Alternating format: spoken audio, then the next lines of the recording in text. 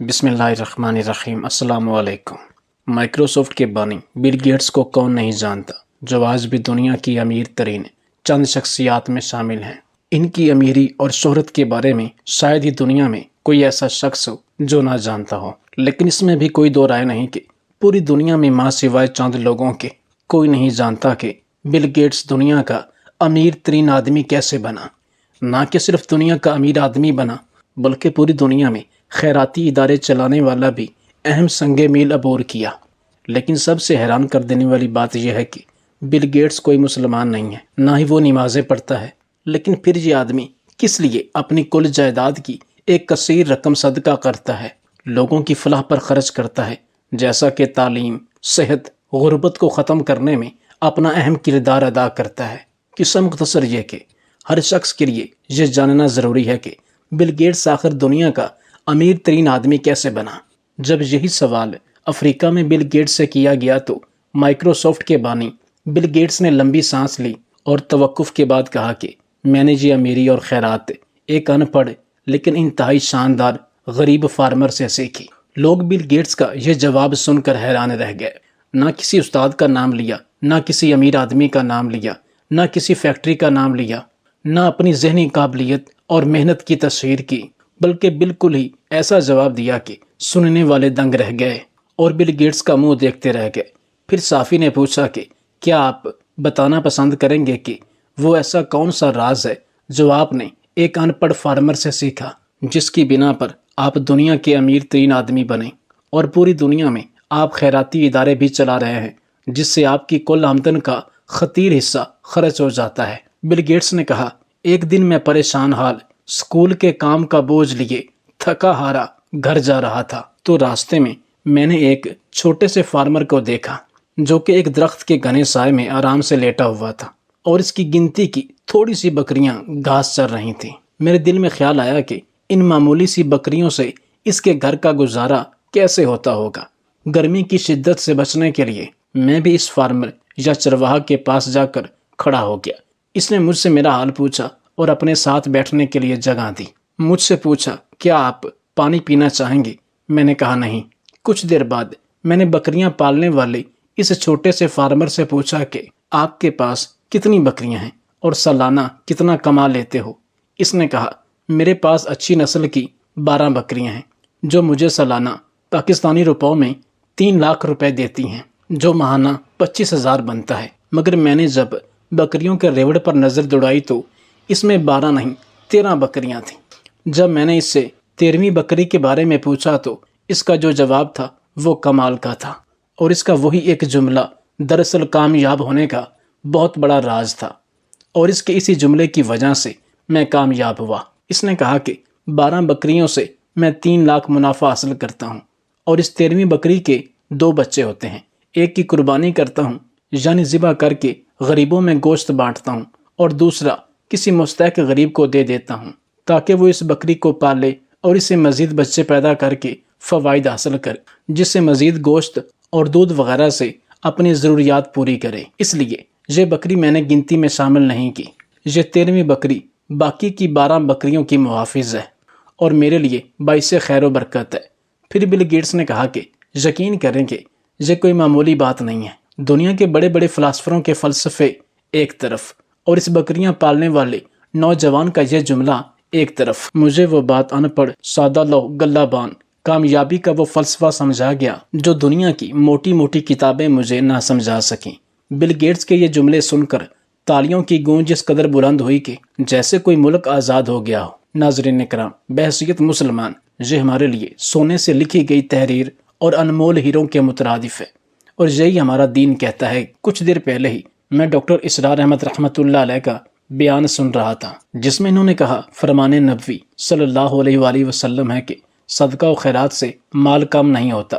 ان الفاظ کا عملی نمونہ مندرجہ بالا تحریر میں آپ سن، دیکھ اور جان چکے ہیں۔ اس میں مزید کچھ کہنے کی ضرورت نہ ہے، لیکن یہ حقیقت ہے کہ حلال اور دنیا و آخرت کی حقیقی کمائی کا اصل ترقی کا صرف یہی فارمولہ ہے کہ آپ جو کماتے ہیں اس میں سے ایک معمولی سی رقم صدقہ و خیرات کریں۔ آپ کا ہمسایہ عزیز جو کوئی بھی کمزور ہے اس کی مالی مدد کریں۔ اس کو راشن دیں، اس کے بچوں کی تعلیم پر خرچ کریں، اس کی ضروریات پوری کرنے میں جس قدر ممکن ہو اپنا کردار ادا کریں۔ آپ دیکھیں گے کہ آپ کی لگائی گئی رقم دگنی چگنی ہو کر آپ کو اللہ تعالیٰ واپس لوٹائیں گے۔ ڈاکٹر اسرار احمد ہی کہتے ہیں کہ ہم میں سے کوئی بھی شخص تب تک مومن نہیں ہو سکتا کہ ہم کسی بھی شخص کو مشکل میں پریشان حالات میں دیکھیں اور ہم اس کنڈیشن میں ہوں کہ اس کی مشکل، اس کی پریشانی کا مداوع کر سکتے ہوں، لیکن نہ کریں تو ہم سب کچھ ہو سکتے ہیں، عالم ہو سکتے ہیں، امیر ہو سکتے ہیں، مولانا ہو سکتے ہیں، ادیب، شاعر، فلسفی، سب کچھ ہو سکتے ہیں، لیکن مومن نہیں ہو سکتے۔ ڈاکٹر اسرار احمد صاحب کے یہ الفاظ کسی بھی قیمتی سرمایہ سے کم نہیں۔ اس لیے ہمارے دین اسلام میں ہمسایوں، عزیزوں اور رشتہ داروں، مسکینوں، غریبوں، بیواؤں کے لیے صدقہ و خیرات کرنا فرض قرار دیا گیا ہے۔ اسی طرح دنیا کے ایک اور امیر ترین آدمی کی سخاوت کا واقعہ بیان کرتے ہیں جسے سن کر آپ کے رونگٹے کھڑے ہو جائیں گے۔ ہندوستان کے امیر ترین آدمی دھیرو بھائی امبانی، جو کہ مکیش امبانی کے فادر ہیں، ان کا بزنس بھی دنیا کے بہت سے ممالک میں پھیلا ہوا ہے۔ جب مکیش امبانی کے والد کی طبیعت کافی ناساز تھی اور ان کا سارا بزنس ان کے دونوں بیٹے مکیش امبانی اور انیل امبانی نے سنبھال لیا تھا، کیونکہ ڈاکٹرز نے انہیں مکمل آرام کرنے کا کہا تھا۔ یہ شام ڈھلے اپنے محلے کی سڑک پر ٹہل رہا تھا۔ موسم خوشگوار ہونے کے باوجود اس کا دم گھٹا جا رہا تھا۔ ڈاکٹروں کے مطابق اس کے پاس ہفتہ 10 دن سے زیادہ ٹائم نہیں تھا۔ دنیا کی ہر آسائش کے ہوتے ہوئے بے بسی کا یہ عالم تھا کہ ٹائم سے پہلے ہی سب کچھ ختم ہوتا محسوس ہو رہا تھا۔ اتنا امیر ترین انسان، حتیٰ کہ دولت کے انبار لگے ہوئے تھے، لیکن ان کے چہرے سے یہ تاثر پیدا ہوتا تھا کہ یہ اس وقت دنیا کے سب سے مجبور انسان ہے، کیونکہ ملک کے ڈاکٹروں نے جواب دے دیا تھا۔ ایک ننھی سی امید تھی کہ امریکہ میں علاج ہو سکتا ہے، وہ بھی دم توڑ گئی جب وہاں کئی مہینے ٹیسٹ وغیرہ کروانے کے بعد سینئر ترین ڈاکٹرز نے آخرکار ایک دن آ کر نرمی سے مکیش امبانی اور ان کی والدہ کو سمجھایا کہ آپ کے پاس زیادہ ٹائم نہیں ہے، لہٰذا میرا مشورہ ہے اور عقل مندی یہی ہوگی کہ آپ ان کو دنیا کے کسی بھی بڑے سے بڑے ہسپتال میں چیک کروا لیں یا ان کا علاج کروا لیں گے تو ان کو افاقہ نہیں ہوگا، کیونکہ میں نے ان کے پاؤں کے ناخن سے لے کر ان کے سر کے بال تک ایک ایک چیز کا بڑی باریک بینی سے ٹیسٹ اور معائنہ کیا ہے، لیکن تمام ڈاکٹرز کے مشورے کے بعد ہم اس نتیجے پر پہنچے ہیں کہ یہ اپنی باقی کی زندگی کا قیمتی ٹائم اپنے بیوی بچوں کے ساتھ گزاریں۔ جب مکیش امبانی اور ان کی والدہ اپنے شوہر کو لے کر واپس بھارت آئیں تو انہوں نے بڑے ہی تحمل مزاج سے اپنے شوہر سے کہا کہ ڈاکٹرز نے آپ کو صرف آرام کا مشورہ دیا ہے، لیکن دھیرو بھائی امبانی اپنی جسمانی صحت سے واقف تھے اور اپنی اس لا علاج بیماری کے بارے میں اچھی طرح جانتے تھے، لہٰذا یہ صرف اپنے گھر میں رہتے اور کبھی کبھار ٹہلنے کے لیے گھر سے باہر نکلتے۔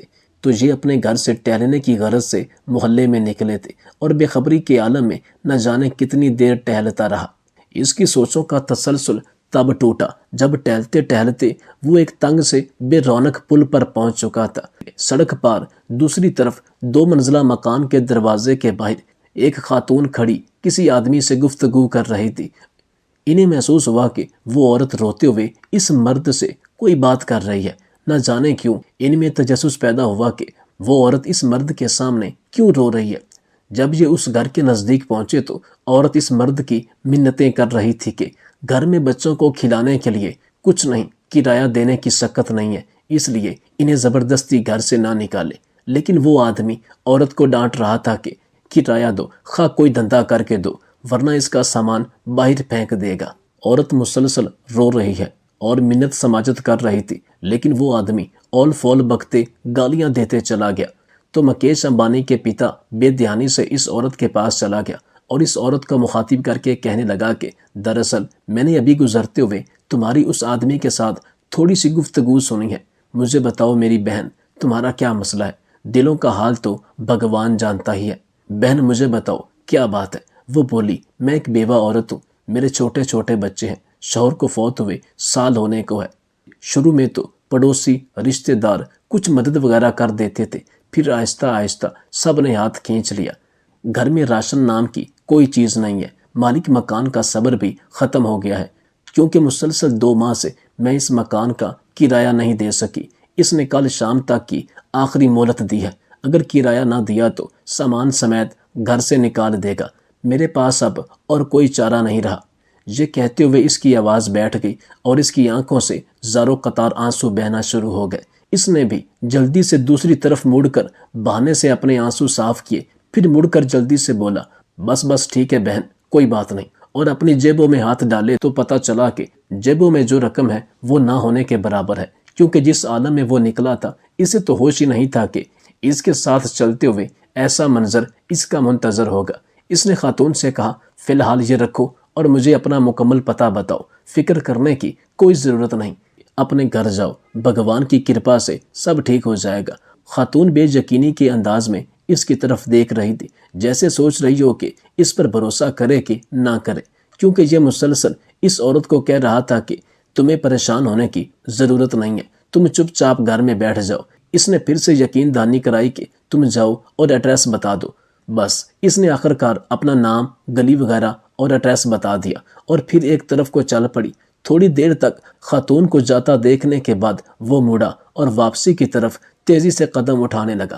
گھر پہنچ کر اس نے کافی مقدار میں نقدی لی اور ڈرائیور کو بڑی وین نکالنے کو کہا، پھر خود ڈرائیو کرتے ہوئے شہر کے 24 گھنٹے کھلے رہنے والے سٹور سے راشن کی بڑی مقدار وین میں بھری اور خاتون کے بتائے ہوئے ایڈریس پہ پہنچ کر سارا راشن اس کے گھر اتارا۔ باقی کی رقم خاتون کو دی اور کہا صبح کرایہ دار سے وہ خود بات کر لے گا اور کرائے کا معاملہ نمٹا دے گا۔ اس نے اس عورت سے مالک مکان کا ایڈریس لیا اور اس عورت کو مخاطب کر کے کہنے لگا کہ بہن، ہر مہینے مخصوص رقم آپ تک پہنچا دی جائے گی۔ اچانک اس عورت نے اسے کہا کہ اللہ آپ کا بھلا کرے۔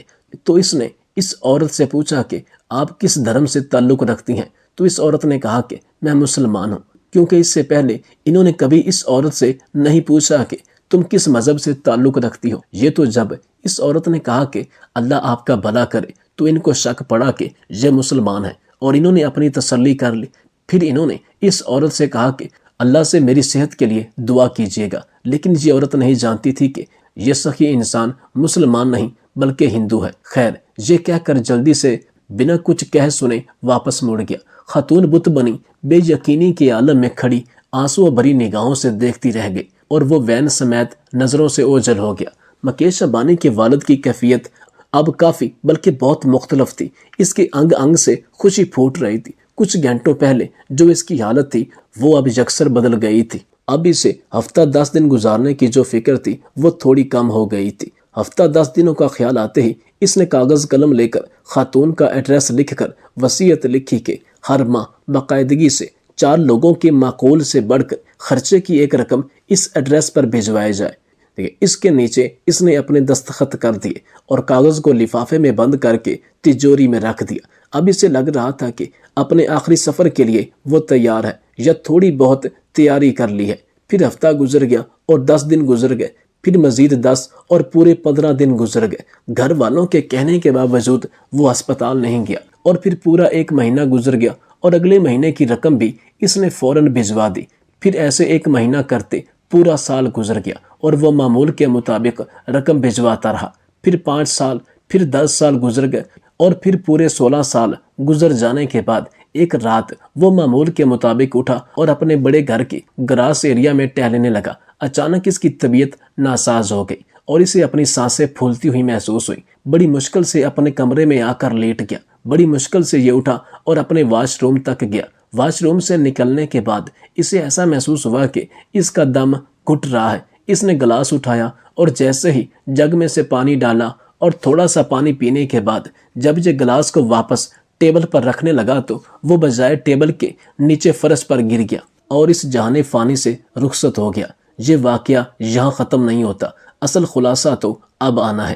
گھر والے جب صبح اٹھے تو اس کو بیڈ پر لیٹا محسوس کر رہے تھے کہ شاید وہ آرام کر رہے ہیں، لیکن جب تقریباً گھنٹے کے بعد وہ اپنے بیڈ سے نہ اٹھے نہ ہی کروٹ لی، جب اس کی بیوی کمرے میں ان کے بیڈ کے بالکل پاس آئی تو نیچے گلاس ٹوٹا ہوا تھا۔ اس کو نہ جانے کیا ہوا، اچانک سے اپنے شوہر کو ہلانے لگی۔ تب اس نے محسوس کیا کہ وہ اس دنیا سے جا چکا ہے۔ پھر اس نے اونچی اونچی آواز میں رونا شروع کر دیا۔ یہ سنتے ہی گھر کے تمام فرد اور ملازمین اس کمرے میں اکٹھے ہو گئے۔ خیر، ہندو مذہب کے حساب سے انہوں نے اس کی تکفین و تدفین یعنی شام گھاٹ میں جیسے وہ مردے کو جلاتے ہیں وہ اپنی ساری کارروائی مکمل کی اور دیگر انتظامات کے بعد اولاد کا تجوری اور وصیت کھولنے کا وقت آیا تو وہ بند لفافہ بھی نکل آیا جو کم از کم 16 سال پہلے کی تاریخ کا ان کے والد کے ہاتھ کا لکھا ہوا تھا، اور اس کا مطلب تھا اس لکھے گئے ایڈریس پہ 16 سال سے رقم دی جاتی رہی ہے۔ لفافہ پڑھنے کے بعد ان کو پتہ چلا کہ والد صاحب کو فوت ہوئے 10 دن ہو گئے ہیں، جو کہ ان کی میت اور رشتہ دار لوگوں کے ملنے ملانے میں نکل گئے ہیں، اور وصیت کے مطابق رقم کی ادائیگی 10 دن لیٹ ہو گئی ہے۔ رقم لے کر وہ لوگ جن میں مکیش امبانی اور انیل امبانی کے ساتھ ان کا ایک ڈرائیور تھا اس ایڈریس پر پہنچے تو دروازہ کھٹکھٹانے پر خاتون باہر آئی جو کہ اب 50 سے اوپر کی ہو چکی تھی۔ سلام دعا کے بعد مکیش امبانی نے اپنا اور اپنے والد کا مکمل تعارف کروانے کے بعد اس خاتون سے مؤدب انداز میں کہا کہ ہم آپ کو والد صاحب کی طرف سے ماہانہ مخصوص رقم جو ہے وہ دینے آئے ہیں اور معذرت چاہتے ہیں کہ رقم کی ادائیگی 10 دن لیٹ ہو گئی۔ وہ اصل میں خاتون جلدی سے بولی، ارے نہیں کوئی بات نہیں، آپ کے والد صاحب کے ہم پر بہت احسانات ہے، آپ لوگ میری طرف سے والد صاحب کو بہت بہت شکریہ بولیے گا اور انہیں بتائیے گا کہ ہم ہمیشہ انہیں دعاؤں میں یاد رکھتے ہیں اور رکھیں گے، اور میری طرف سے آداب کے ساتھ انہیں بتائیے گا کہ اب انہیں رقم بھیجنے کی ضرورت نہیں ہے۔ انیل امبانی حیرانگی سے بولا، کیوں نہیں ہے ضرورت رقم کی؟ خاتون نے خوشی کے آنسوؤں میں ملی آواز میں جواب دیا، اللہ کے فضل سے مہینہ پہلے میرے بڑے بیٹے کی ملازمت لگی تھی اور 10 دن پہلے ہی میرے بیٹے کو اس کی پہلی تنخواہ ملی ہے۔ خاتون روانی میں پتہ نہیں کیا بولے جا رہی تھی، جبکہ ان دونوں بھائیوں اور ڈرائیور کے کانوں میں خاتون کا یہی جملہ اٹک کر رہ گیا، 10 دن پہلے ہی میرے بیٹے کو اس کی پہلی تنخواہ ملی ہے۔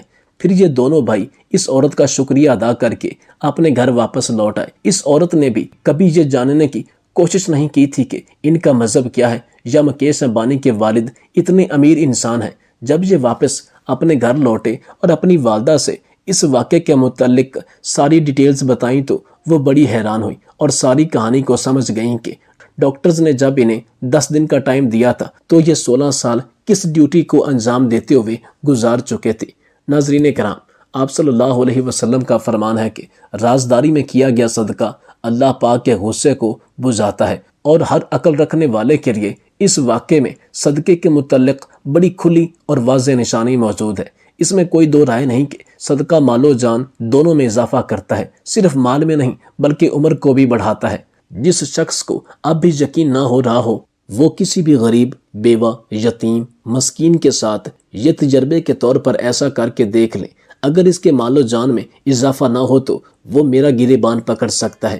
آپ چاہے سینکڑوں کماتے ہیں، ہزاروں کماتے ہیں یا لاکھوں کماتے ہیں، اپنی استطاعت کے مطابق ایک مخصوص حصہ ان غریبوں، یتیموں، مسکینوں کے لیے مختص کر دیں، اور اس کے بعد دیکھیے گا کہ آپ کی زندگی میں کس طرح خوشحالی آتی ہے، کس طرح کامیابیاں آپ کے قدم چومتی ہیں۔